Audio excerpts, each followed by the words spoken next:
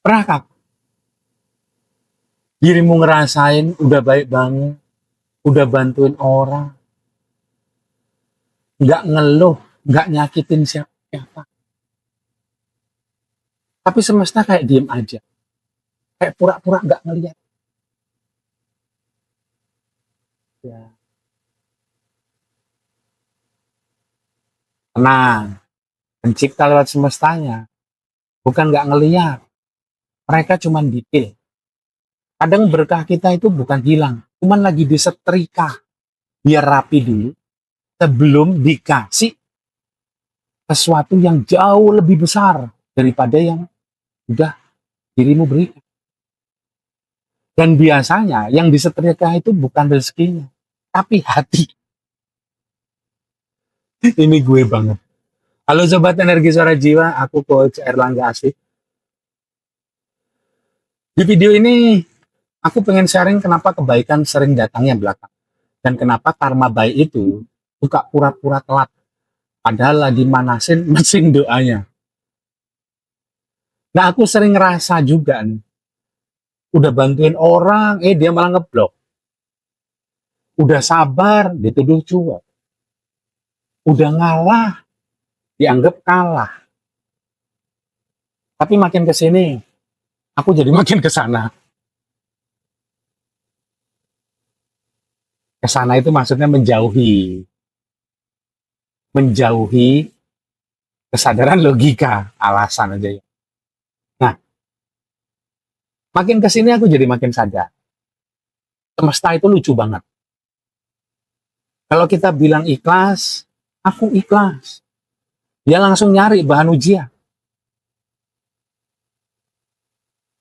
Oke, kalau kamu beneran ikhlas, aku kirim nih mantan yang udah bahagia duluan. Bagaimana perasaanmu? Nah, dari situ kita jadi tahu karma baik itu gak selalu berbentuk hadiah. Yang sering itu berbentuk notifikasi sabar yang datangnya dari langit, bukan dari WA. Seorang klienku, klien program privat 3 kalau nggak salah ya, program 3, pernah bilang, Coach, aku udah banyak bantu orang, tapi kok yang dianggap keberuntungan itu, tapi kok yang dapat keberuntungan itu malah mereka sih. Sebetulnya ada lanjutannya, tapi diucapkan dalam hati. Terus aku kapan? Kenapa aku bisa tahu? Karena aku juga gitu. Karena setiap pertanyaan, setiap apa yang ada di depan adalah refleksi dari apa yang ada di dalam diri kita sendiri. Nah, aku jadi senyum pelan, dikit terenyuh karena melihat pertanyaan itu ada di dalam hatiku juga. Tenang. Hari ini kamu paniknya karena baiknya orang. Besok, itu giliran kamu yang dipanen. Amin. Nah, beberapa saat kemudian, orang yang dia bantu itu balik lagi. Bukan minta tolong, tapi nawarin kerja. Dan klienku ini haru waktu cerita. Terus bilang, Coach, ternyata pencipta lewat semestanya ini. Ingat ya, cuma nggak update story. Cuman nggak update story. Aduh. Pencipta itu nggak butuh upload. Karena yang penting kitanya udah berubah menjadi lebih baik, lebih sadar diri. Bukan statusnya yang diupdate, tapi hatinya. Nah, di minggu ketiga program VCT Awakening, VCT Alignment, nyambung kepada VCT atau ruh ikan cahaya Tuhan di dalam diri. Klien ini tadi baru sadar, yang macet itu ternyata bukan rezekinya, tapi getarannya. Energi yang dia pancarkan itu masih di frekuensi ngarep. Dan menurutku ini sebuah hal yang wajar banget. Karena itulah kerja dari jiwa keinginan. Nggak mungkin dia hilang, tapi bisa kita taruh pada tempatnya. Nah, buat yang pernah latihan meditasi kuantum pembersihan lapisan jiwa, tentunya jadi pernah mengalami ini juga. Energi yang dipancarkan itu pasti berupa keinginan.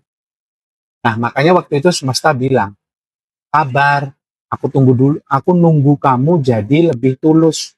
Tulus itu bukan berarti hilangnya keinginan, tapi keinginan ditaruh pada tempatnya. Dan lucunya, dan lucunya, itu sering terjadi buat aku.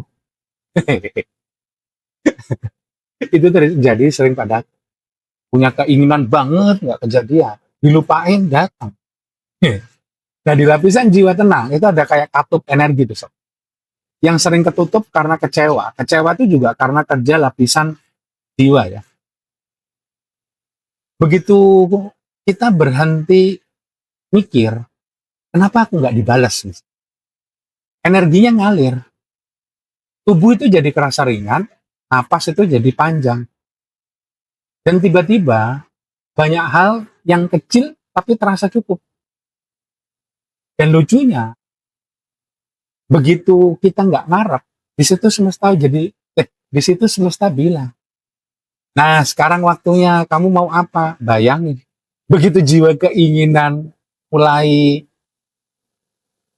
bisa diatur pada tempatnya, ada yang tanya, kamu mau apa?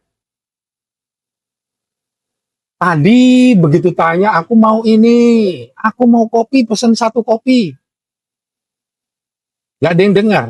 Lama, aku lupa, nggak order lagi. Terus ada yang datang, mau pesan apa tadi? Gimana perasaan? Nah, itulah yang terjadi. Jangan lupa ngopi dulu.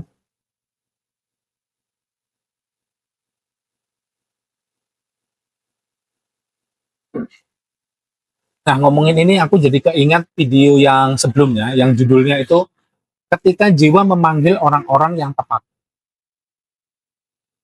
Di video itu aku cerita tentang cermin semesta. Bagaimana orang lain itu memantulkan frekuensi kita sendiri. Nah, di video ini kita lanjut ke langkah yang setelahnya, berikut. Setelah kita ngerti siapa yang jadi cermin kita, kita akan bisa melihat apa yang kita tanam di sana mulai tumbuh jadi akibat. Dan setelah ini, di video setelah ini, yang judulnya itu, nah, ketika diam menjadi doa yang paling tinggi. Aku mau ngajak dirimu latihan gimana menstabilkan getaran ini. Biar karma baik nggak cuma datang, tapi bisa kita jaga supaya nggak bocor. Kalau bocor halus, dicek dulu ya. Kalau bocor halus, dicek dulu ya. Emang nggak kelihatan, nggak kerasa, tapi tiba-tiba bisa kempes loh. Nah, sobat energi suara jiwa, di dunia energi, itu setiap perbuatan punya getarannya sendiri. Nah, ada yang lucu lagi. Kadang yang getarannya paling tinggi, kan orang yang paling banyak doa, bukan yang paling banyak ibadah, bukan yang paling banyak meditasi, bukan yang paling banyak relaksasi energi, bukan. Tapi orang yang bisa ketawa pas lagi diuji. Bukan orang yang ketawa pas lagi rame-rame. Bukan juga orang yang ketawa sendirian. Bukan juga orang yang pas lagi rame ketawa, tapi pas lagi sendirian itu ngelihat ke atas. Atau nggak ngelihat ke atas, tapi ngelihat ke sebuah, atau ngelihat ke kita. Tapi matanya tuh kayak kosong. Itu orang yang agak-agak. Bukan orang yang kayak gitu, tapi orang yang paling banyak ketawa, dan ketawanya itu tulus. Ada keceriaan yang, padahal dia lagi banyak masalah.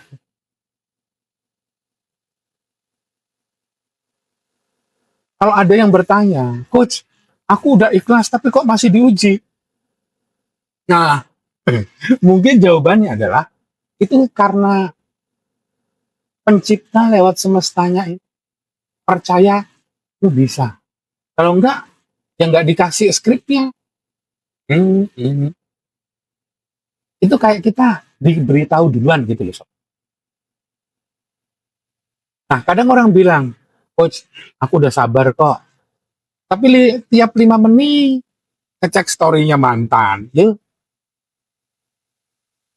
itu bukan sabar. Itu latihan pernafasan sambil denial. Di level yang sudah sampai dewa dan dewi. Dan semesta itu jadi suka iseng. Oh, kamu sabar ya. Ini aku kirim orang yang lebih nyebelin lagi, tapi mirip mukanya, gebrak. Langsung, gebrak. Nah, kalau kamu bisa tetap diam dan bilang dalam hati, oke, pencipta, ini bukan ujian, ini pengingat. Berarti kita udah naik kelas tanpa ujian remedi. Yang kita lihat sebagai orang nyebelin kemarin, sekarang jadi guru kesabaran hari ini. Itulah yang namanya viralnya kesadaran. Semesta nggak berputar, dia naik melingkar. Kita nggak akan balik ke masalah lama. Kita balik ke level yang sama. Buatlah lulus dengan versi diri yang lebih tenang. Yang lebih tahu tenang itu di mana.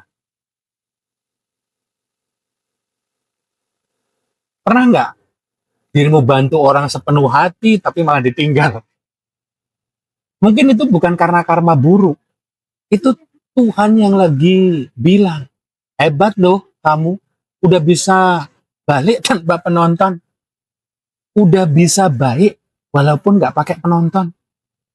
Nah, kalau kamu senyum pas denger ini, itu berarti karma baikmu lagi balik lewat rasa.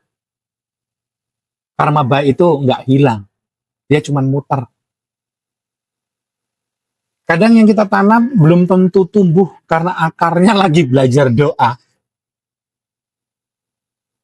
Kalau kamu bantu orang tapi malah disakiti, tenang, itu bukan gagal, itu lulus dengan gaya elegan. Kadang semesta itu ngetes bukan lewat ujian baru, tapi lewat orang yang dulu bikin kita down. Buat lihat kita udah sembuh atau belum. Nah, kebaikanmu itu disimpan, bukan hilang. Istilahnya investasi. Benih itu nggak mati.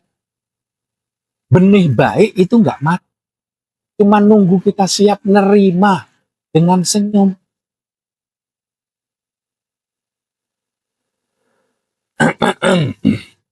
Kadang pencipta nunda hadiah karena kita lagi nyiapin kapasitas untuk terima.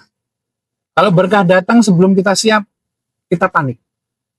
Tapi kalau datang pas kita lagi tenang, kita bisa bilang, wah ini bukan kebetulan, ini jadwal ilahiyah.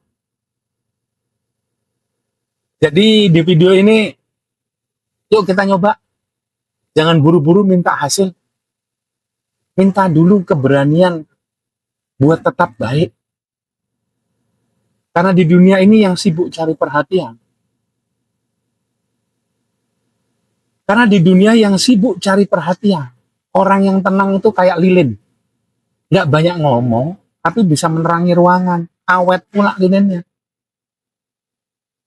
Kalau kamu tiba-tiba ngerasain hangat di dada, itu bukan efek videonya. Itu karma baikmu. Yang akhirnya nemu alamat. Jangan lupa, sadari dulu, percaya kemudian. Biarkan percikan cahaya Tuhan menyalakan energi suara jiwamu untuk menerangi hidupmu.